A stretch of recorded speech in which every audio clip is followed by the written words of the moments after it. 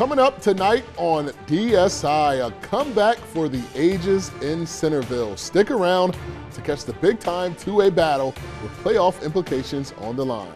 And it was a birthday bash out in Lewis earlier tonight. The Barnes twins look to celebrate their birthday with a big win. Yeah. Highlights from Sussex Central and Cape Henlopen are coming up. And a rivalry is almost old as the state of Delaware. Laurel and Delmar clashing with some pretty bad weather on the way. Hang around for those highlights as well.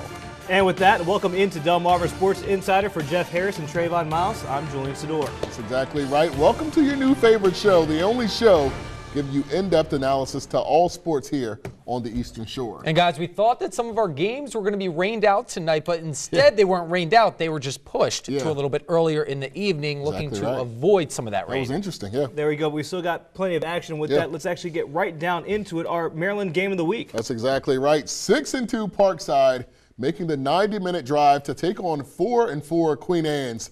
And Queen Anne's came into this game hot, winners of their last two, and that guy, Ryan Muller, had a day. Queen Anne's with a great play fake here. Even fooled the cameraman on that one. Ryan Muller, and he's going to run it in for the short score. Lions up 7. 2 Rams possessions later, their guy Marcus Yarns with a highlight run. More from this guy a little bit later. Cutting across the field, in for the touchdown. Oh my, a little showboat there. So we're tied at 7 after that. Man, Marcus Yarns having a season. Next Lions drive, and they take it down all the way to the 1-yard line. This kid, Hassan Biggis, proceeding to do what he does best. Powers it in for 6. Now after a Rams punt, the Lions, they would take over at the 48-yard line and around to Muller. Look at this. No doubt the play of the game. Muller handles a defender, or rather hurdles a defender, runs it in from 48 yards out for his second touchdown of the game. But check this out, Parkside, they would have the last laugh in this one. They scored 21 unanswered points down the stretch. They win it 28-20. Wow. Now, guys, I have to ask you, this looked like it was going to be a huge upset when they were going into halftime. But somehow Parkside found a way to pull this out. They seem to have that clutch factor.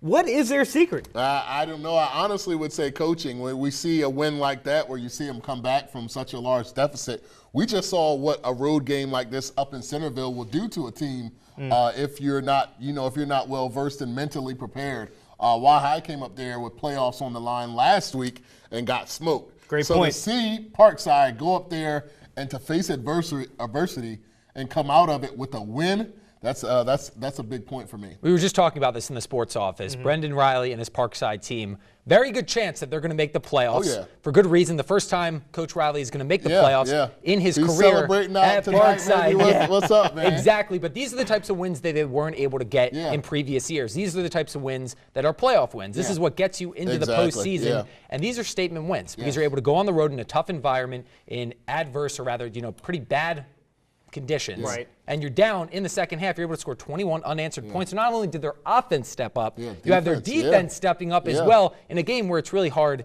to handle the ball. So a lot of running on the ground and whatnot, and we saw Marcus Yarns. We have a lot more games to get to as well, so we're going to send it over to Jonah Restuccio standing by.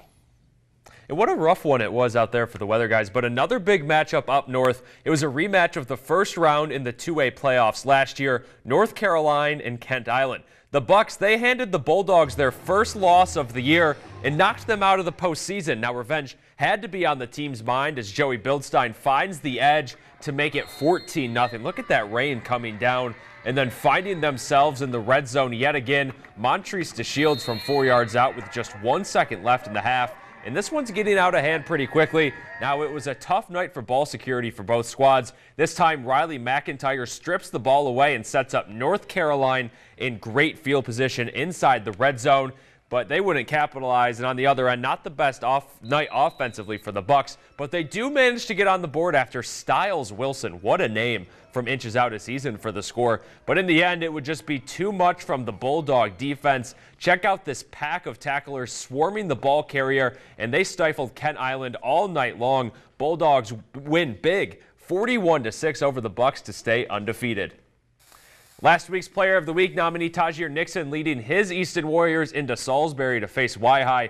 Indians with a win can keep their playoff hopes alive, and here on the defensive end, Dylan Allen picks off Ryan O'Connor. Not an easy man to bring down either after, weaving back and forth trying to get better field possession. So they would take over on possession, and from there, second quarter, inside the 10, the green zone, Khalil Evans on the quarterback keeper, cuts it back inside to put the Tribe up 14-0, and that would be our halftime score. Y-High threatening again, but Easton's defense comes up with the strip and fumble recovery to give them back possession, and then the rain and fog coming in strong. Fourth down from the 6th. Easton tries the jump pass, but it's broken up by Keyshawn Marshall. So on the ensuing possession, the toss to Andre Matthews puts another 6 on the board as the Indians capitalize on the turnover. What a season they're having, 24-6 over Easton. Check out some more scores, Trey and Jeff. Yeah, James M. Bennett getting another road victory. They beat down Decatur in Berlin tonight. Big win for Bennett after bouncing back after dropping to North Carolina last week, as everyone has this year. So no doubt about that. When the Clippers move to 7-2 overall, next week they will play Y-High to finish up the season. And check out this score here. Cambridge moving past Snow Hill, and they weren't just moving past Snow Hill. Wow. This game, we didn't even get to finish this game because of the weather, and then, we heard of some tussles between the two schools. No kidding. At the end, it was getting a little ugly, and you can see why. Yeah. Snow Hill shut out yet again Cambridge with a big 46-0 win here. So good win for Bennett, good win for Cambridge. Yeah.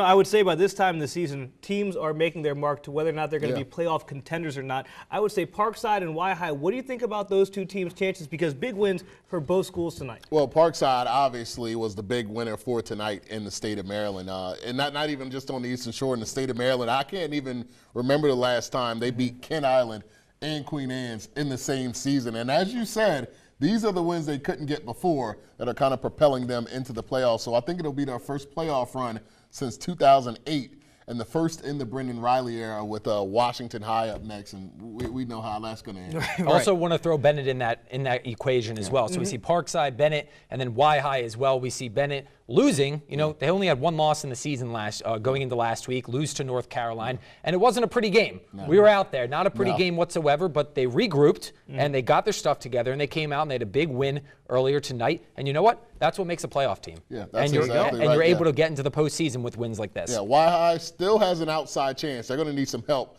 because of that loss in Centerville, which Parkside was able to get tonight. Right? There you go. All right, guys, we're just getting started, so stick around with us. Coming up, Wildcats and Bulldogs. What a matchup. Delmar and Laurel when Delmarva Sports Insider returns. This is Coach McCormick from North Carolina High School, and you're watching Delmarva Sports Insider.